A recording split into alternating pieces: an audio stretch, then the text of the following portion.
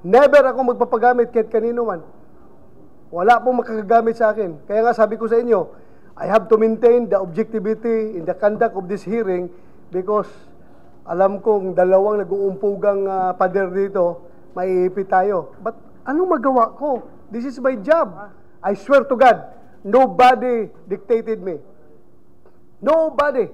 Not even President Duterte. President Duterte, hindi tumawag sa akin. Walang malang kahit kunting nihaw-niho para sa kaso na ito, para sa investigasyon na ito. Wala. Cross my heart, hope to die. Tamaan ako ng kidlat ngayon kung ako'y tinawagan ni President Duterte.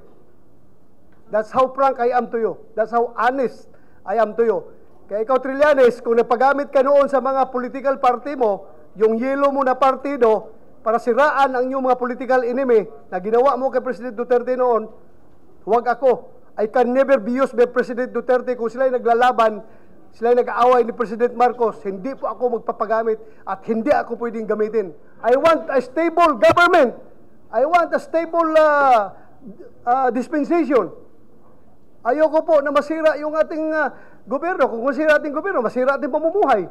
Di ba? Kaya huwag mo sabihin na ginagamit ako sa isang plot to ouster the president. No!